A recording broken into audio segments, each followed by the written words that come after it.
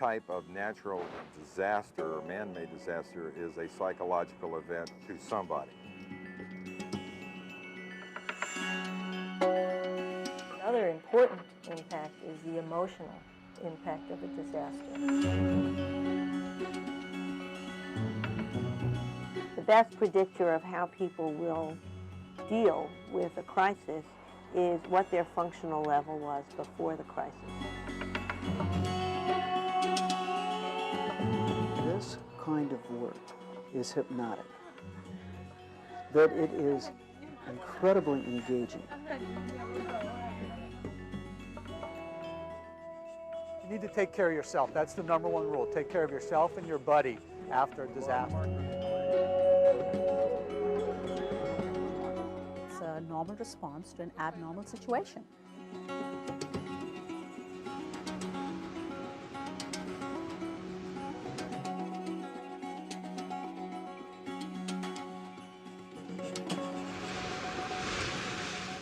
Disasters are dynamic events.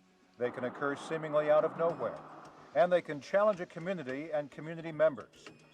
As CERT volunteers, you are being trained to support the first responders in your community and to be strong and vigilant members of a team. In all ways, you will be challenged, but if you are prepared, you will be more successful and helpful during the event and more able to rebound easier in your own life when the crisis is over. Nice and easy, don't hurt yourself. But just as there is a physical environment in a crisis, there is an emotional environment as well. And whether you are an experienced first responder or a citizen who is being trained for the first time, understanding some of the dynamics of disaster psychology will be very helpful to you. When bad things happen, which do happen, because that's just the way life is, whether it is, as I said earlier, a man-made disaster, or it's a natural disaster like an earthquake or tornado or floods and what have you, we respond, because that's the way we are wired as human beings. We respond, and we respond in a number of different ways. We respond emotionally, we respond physically, and we respond socially. If you don't understand psychology and the way people think, then you won't know how to react when you see the kinds of behaviors that you're going to see. And that's the whole point of the psychology approach here. And there may be a wide range of feelings and behavior that people will exhibit. Some people define it as a normal reaction to an abnormal situation. And a person may respond in a typical way for them, or they may respond in an atypical way for them, depending on the incident, depending on the scope of the incident, how close the incident feels to them. Now, some people are able to really kind of bend with the wind and manage and cope with lots and lots of very unpredictable and powerful, overwhelming events. They may be able to do that during the incident. They may have a delayed distress response after the incident. But a lot of people can come through incidents, and I've seen this in war situations. People come through extraordinary things and then go on, and their natural support system seem to be enough to help get them back on an even keel. Of course, there are great differences in coping styles, and even in the ways that people from different cultures, religions, and ethnicities will react. Just to give you an example, in certain cultures, it is not encouraged to express emotion. You're supposed to kind of pull up your socks and be able to deal with it. And while you want to take care of that population, we still need to be respectful that this is not someone who is going to just come out and start to really engage in a conversation, and you may want to take a different approach, and you may want to invite them into helping, because maybe they might feel better that way, earlier on in the process than later. But the important point is that during a difficult situation, you can be empathetic and supportive, sometimes by doing or saying very little. Let's say, for example, where someone's lost a family member, there's really nothing you can say. There's nothing you can say that's going to help. Nothing's going to mitigate that for them. What people need is support. You know, sometimes putting an arm around them and just being supportive and listening and seeing that their needs are met. That's what's important. The segments of this video will help you learn more about how to deal effectively with the physical, emotional, and psychological reactions you may see brought on by a crisis. You'll also learn strategies to ensure your own health.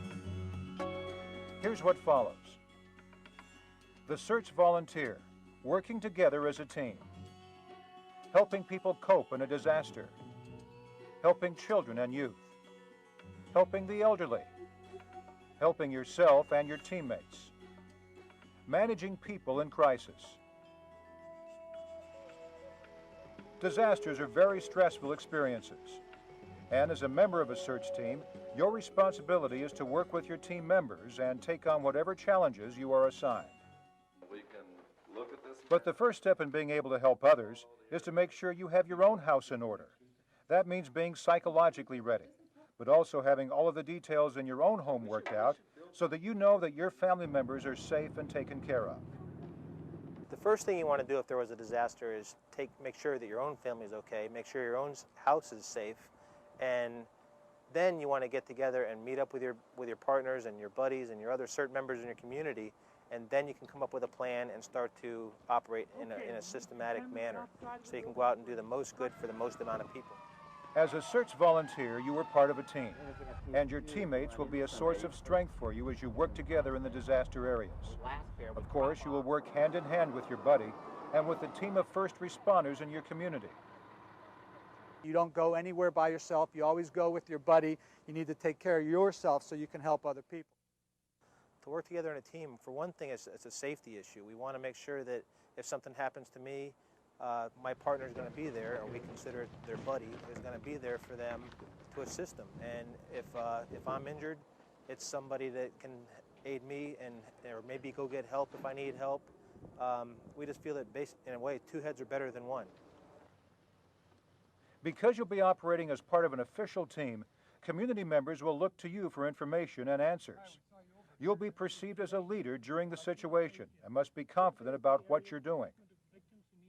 The CERT teams are there to take the lead. They're there because they've been trained and they're in a perfect position to take the lead. And the CERT team members, however many of them there are, whose job is to organize their neighbors into a workable workforce to protect and take care of their backyard, their community, their street, their building. Another important strategy is to keep communicating with your team members.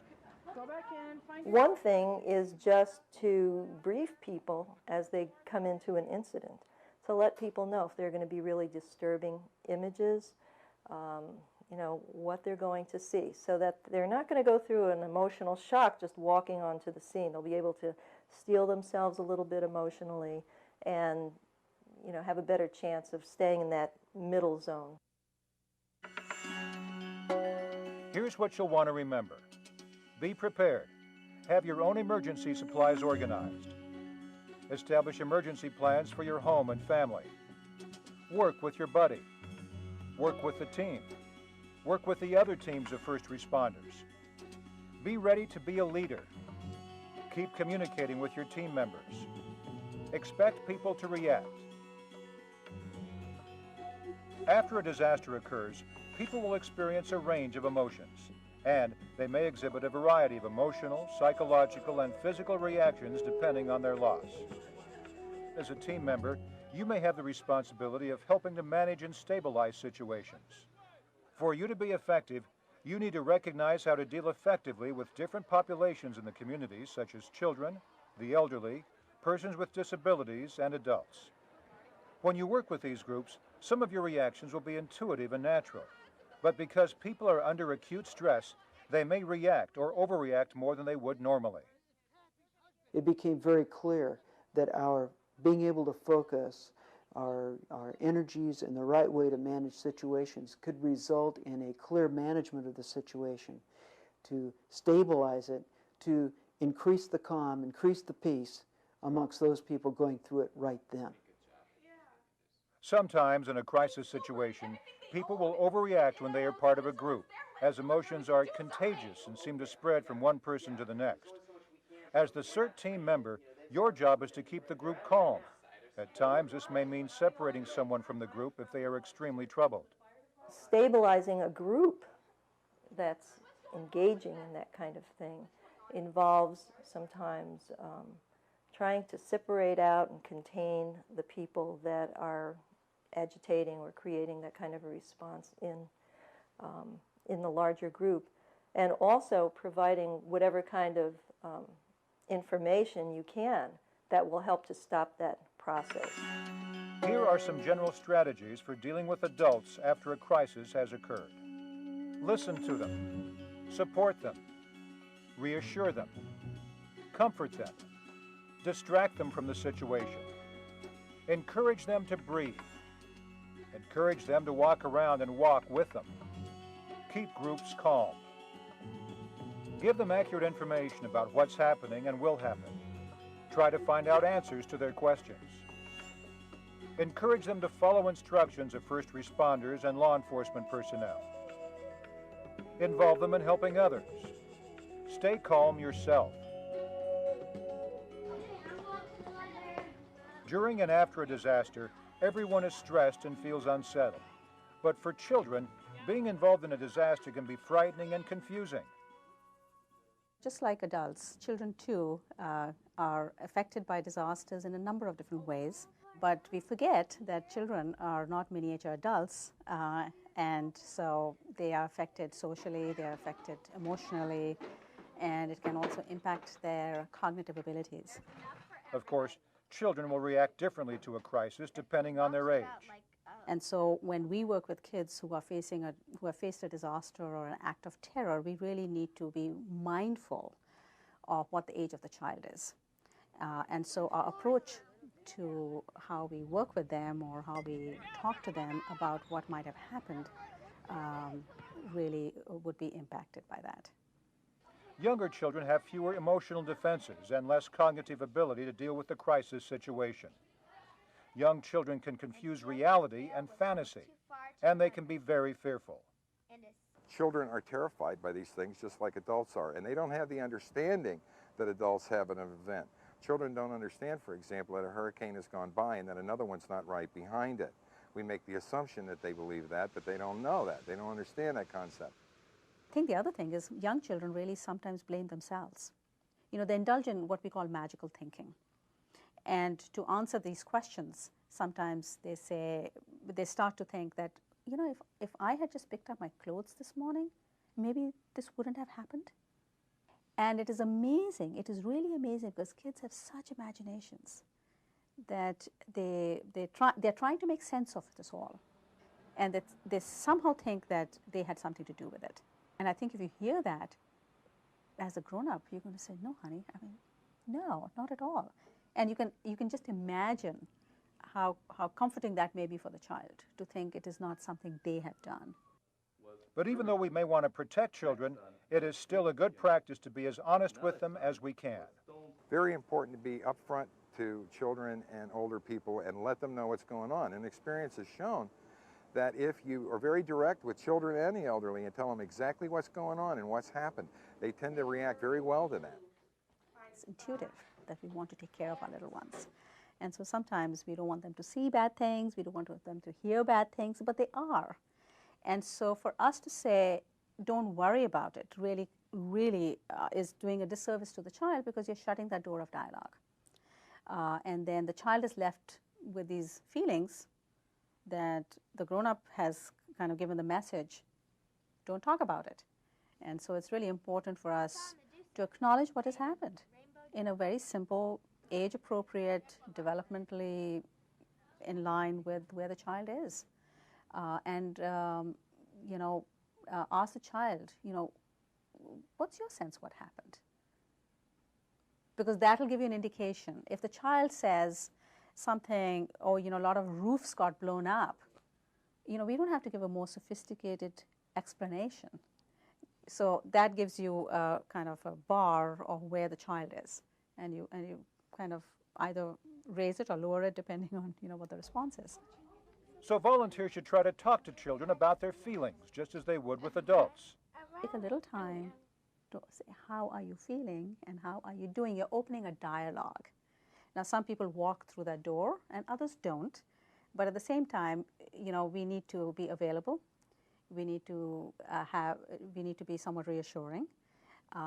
We can talk about, well, you can actually even make a statement, well, this must really upset you, or, you know, this is really a difficult situation you're in. You're just trying to open a dialogue with a child. You know, we are here to help, so be available, be reassuring, and then talk in a language that you think the child will understand. And you know, are there any questions you have? And depending on how much time the person has, you can actually take it a step further and say, you know, what can I do to make you feel better? Different children will respond to that differently. Some might want to talk, others might want to play a game with you, because the younger children, you know, after maybe a minute, they're done. You know, and so sometimes we don't appreciate that, and we kind of keep at it.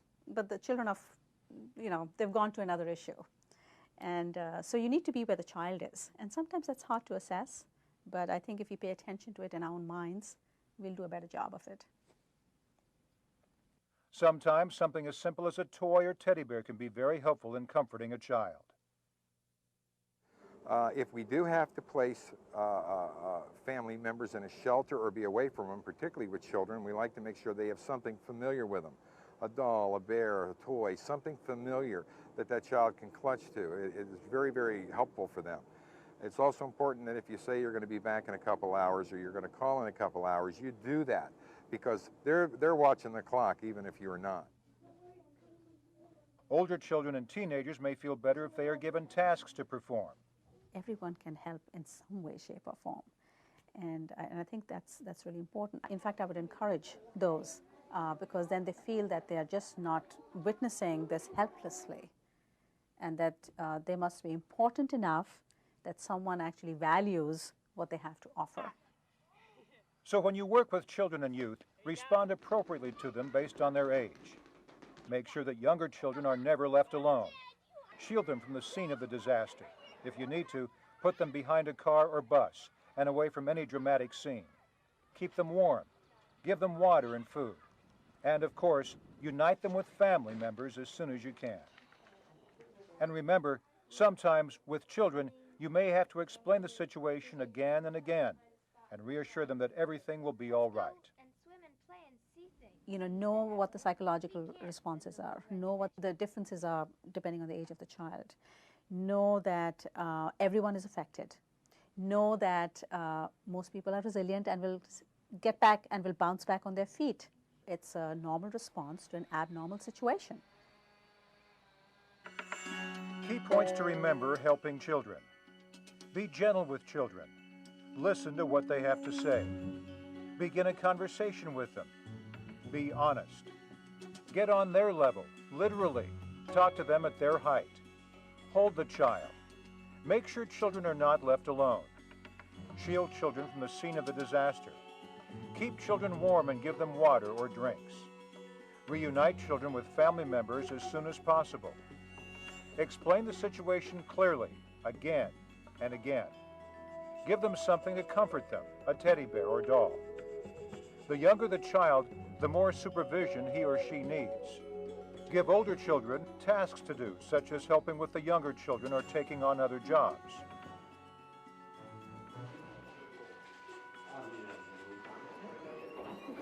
Today, more and more Americans are living longer and living independently in their communities.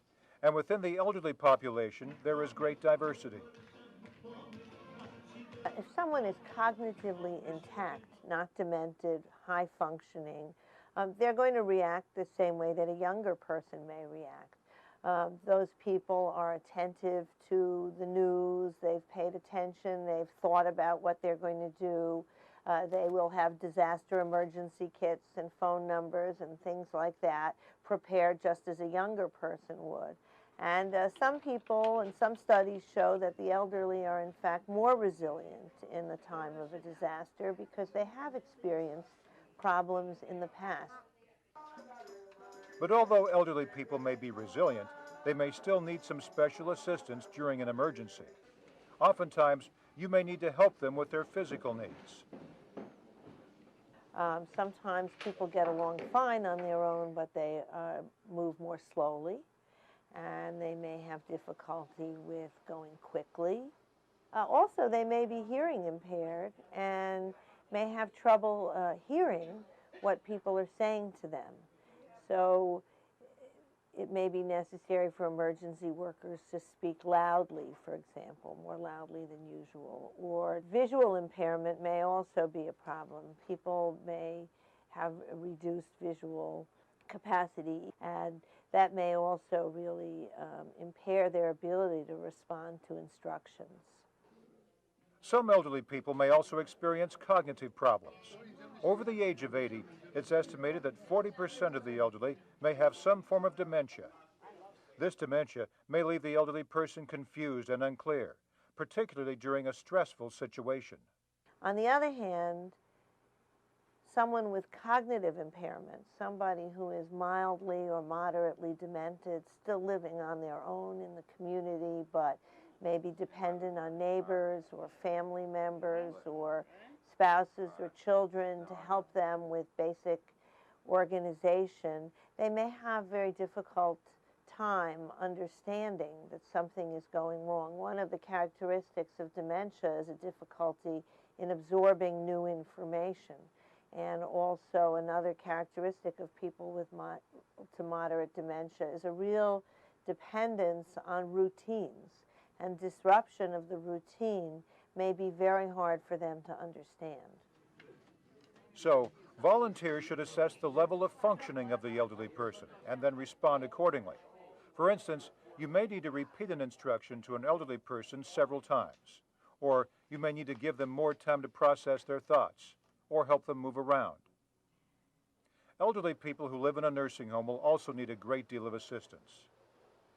Nursing homes have their own disaster plans, but we're dealing with a population like a hospital population where people are often bedridden or are quite frail and are unable to ambulate really without assistance. They may have hearing and vision problems, they may be wheelchair bound, but that's a much more difficult proposition to evacuate a nursing home facility. Of course, elderly people can also be very helpful during an emergency, and they like to be useful.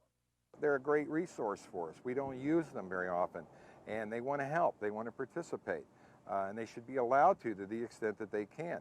They feel useful. We all want to feel useful, and too often older people are a great resource that's just not used. CERT's workers can benefit from having a checklist when working with the elderly. I think it would be a great idea for the volunteers to have a short checklist to go through when they're evacuating an older person. Do you have a hearing aid? Do you have eyeglasses? Do you use a cane or a walker sometimes? Do you have dentures? Where are your medications? Can we take your medications with us? Do you have an address book or a list of emergency contacts so we can take that with us? Those things would be most useful, and that's a short list, could be gone through very quickly, and that would help both the older person being evacuated and the volunteer make sure that they've covered everything they need to. Key points to remember. There is a great diversity among elderly people. Help elderly people walk or get around. Remember, they may have hearing or visual problems. Encourage elderly people to leave their home if necessary. Be aware some elderly may be confused or disoriented. Repeat instructions several times if necessary. Give extra and kind attention.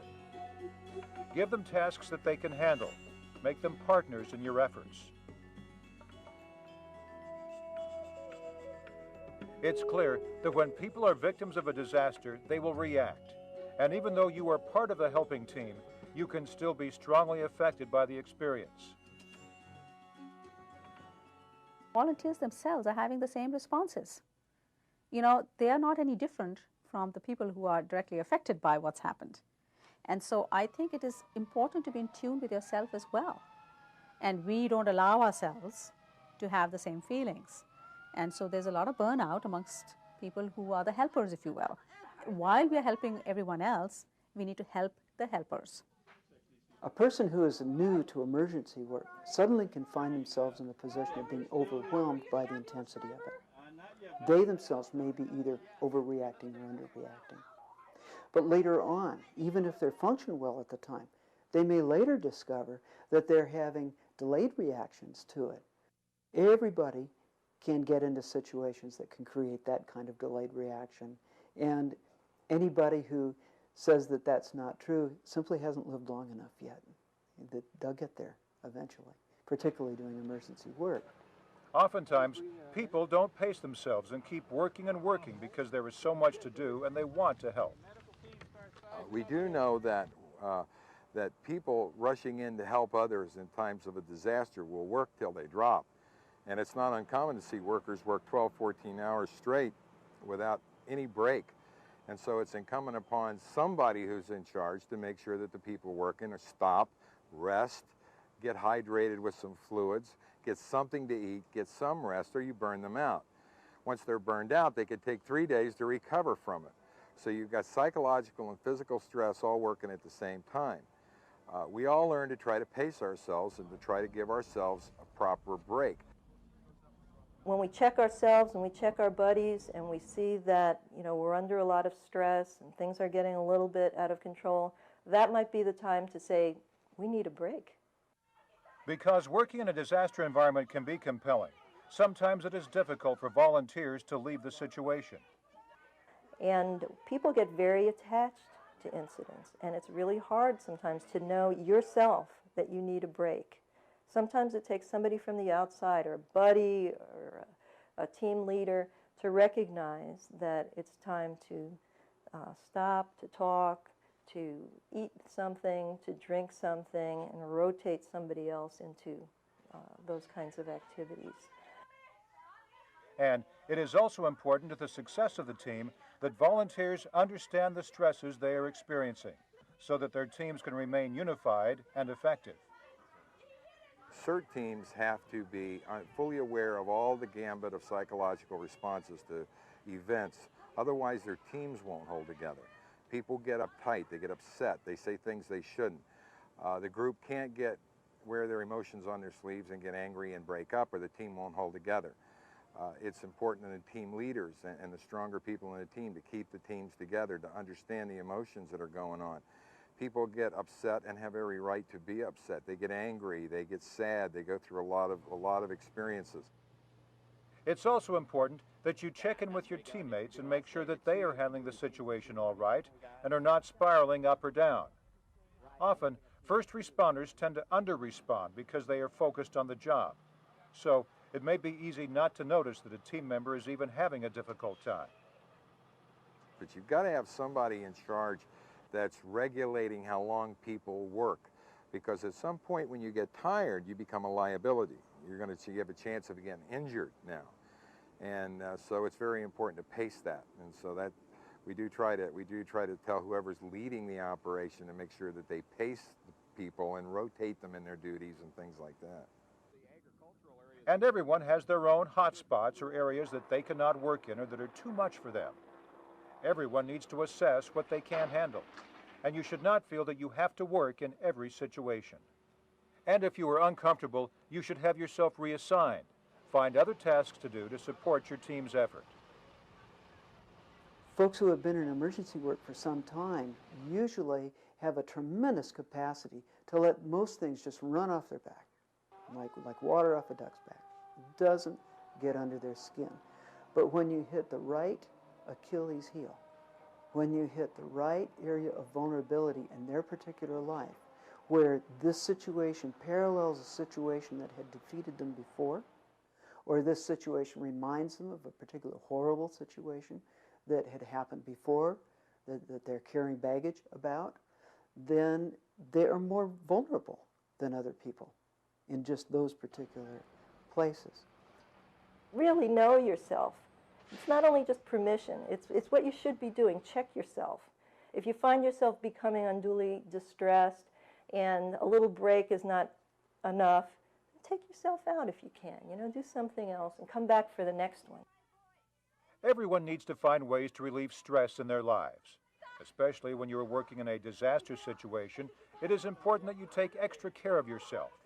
For some people, exercise is a way to relieve stress.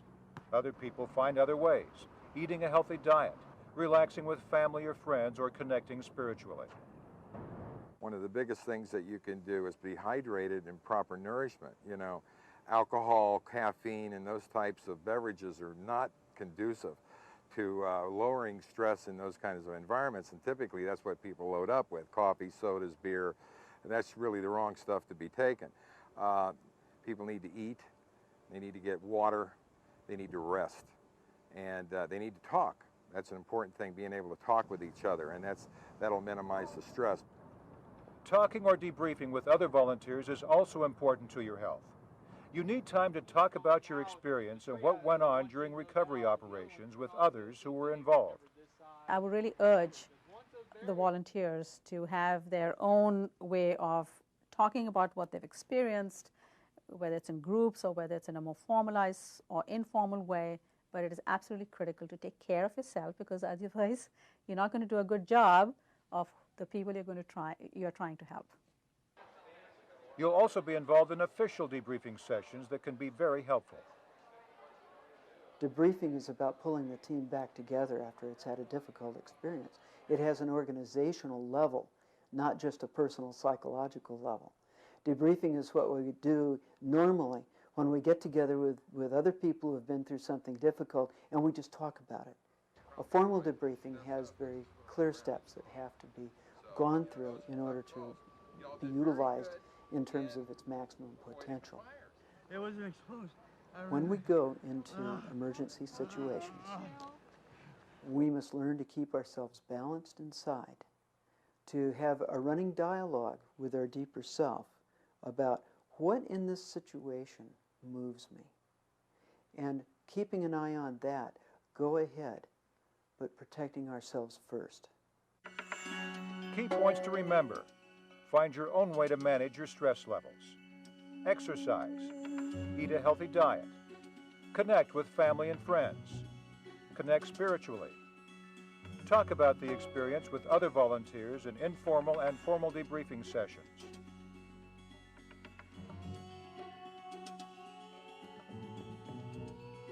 Experts now recognize that some people will need assistance during a crisis. Their normal response to this abnormal situation may be exaggerated. Now, there are times when that response can go a little awry, and people can become a little bit too over-aroused or too under-aroused. But when we're in the middle, we're able to carry out a lot of extraordinary actions. In other segments of this video, you were introduced to some basic strategies for helping people cope after the disaster. Now you'll learn some strategies to help people who are exhibiting acute stress reactions during a crisis. We're stabilizing the individual to cope with the situation here and now. And so we're doing things like taking a stronger personal role as a leader, being very clear in what we're saying, sizing up whether the person is able to make decisions themselves or not, guiding them and in terms of utilizing their personal inner resources better, and gradually take them from the extremes of behavior, which are largely dysfunctional, back to their own personal center so that they are functional. Experts have identified 3 kinds of acute stress reactions: overarousal, underarousal, and shutdown. A person who is overaroused is probably easy to identify. He or she may be panicked, hysterical, or rageful. They may be sweating or breathing rapidly. They may be agitated. Their thinking is catastrophic. On the opposite end of the spectrum is the person who is underaroused. The person who is underaroused may be acting or moving slowly or may be even immobile. They may appear pale. Their affect may be numb or dismissive. They may be disassociated from the present or appear to have shut down. The most dramatic stress reaction will be seen in someone who is shut down. Their stare may be vacant. They may show little responsiveness or emotion. They may have a lack of muscle tone and are immobile and slow. People suffering from these stress reactions can be helped. Watch these scenarios now that demonstrate some helping techniques and then practice them later. Hey, how you doing? Look, I can't talk. My house is burned down. I can't talk right now, okay? Right, what's your name? Owen, look. Owen, I'm here with CERT. I'm with the fire department. Do you know if my brother's okay? That's what we're finding out now. See the fire? I'm not sure if those it's okay. firefighters right there? Yeah. Okay, they're going in. They're going in. They're going to go They don't get know? They're going to go. Did he get out? They're going to go through. They'll go in to get him. No, this is tough. Just Yeah. so we can focus a little better, would you do me a favor and just breathe with me a couple of minutes? But look, I don't have to. My house is burned down. I know my brother's going to be alive. They're in there. They're in there. Okay? They're taking care of it. Do me a favor. Just breathe with me real slow, okay? All right. Just breathe in. Nice deep breath. Right. Push your belly out.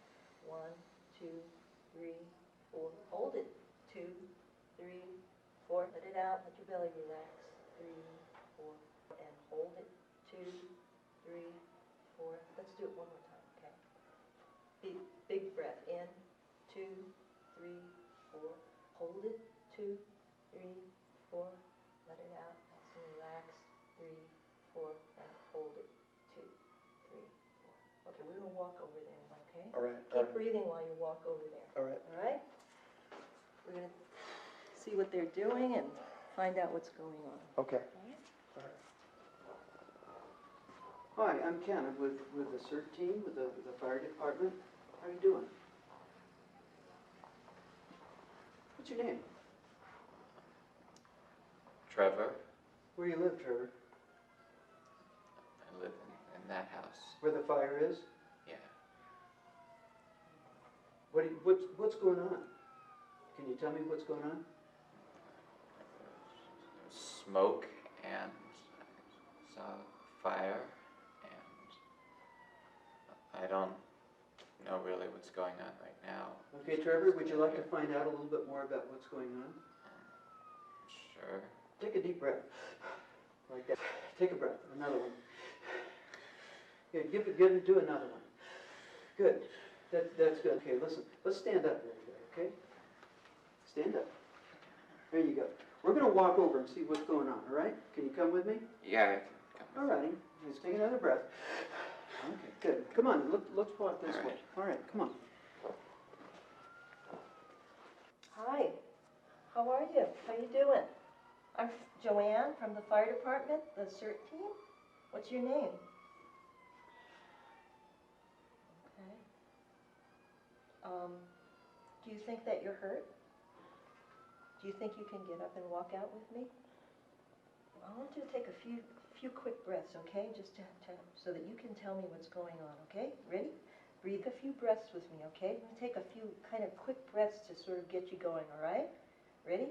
Breathe in, out, in, out, in, out, in, out. Good. Can you shake your hands out? Can you shake your feet for me? Can you stand up at all? Okay. Tell me where you're hurt now. Okay, you know what? We've got a team of people that are coming through, and they'll help to take you out, okay? We'll help to carry you out so you can get some help, all right? I want you to keep on breathing, okay? I'm going to move on so that I can see if there are other people in the other room, all right? But you remember that there's a group of people coming behind me, and I'm going to make a mark here on a tag that lets them know that you should go out as one of the first people, okay? All right, keep on breathing now. They're coming right behind me, all right?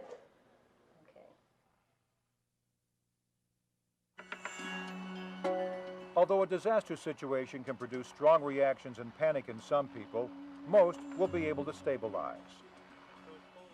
But for some people, their stress is too great, and they do not respond to any of the helpful strategies you've seen demonstrated. These people should be referred immediately to a mental health expert.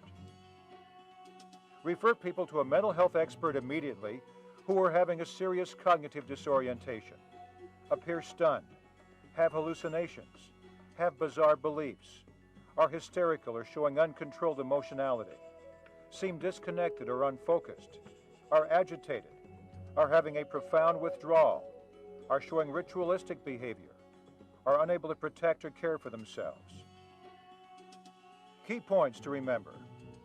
During an acute stress reaction, a person may be over-aroused, under-aroused, or shut down. There are strategies to help people who have acute stress reactions. Most people will stabilize during and after the stressful event. People who are profoundly stressed should be referred to a mental health expert immediately. Disasters are challenging for everyone involved, but the work can be compelling and richly rewarding. As a CERT volunteer, you are making an important contribution to your community. Remember to work with your buddy, work with your team, and take care of yourself.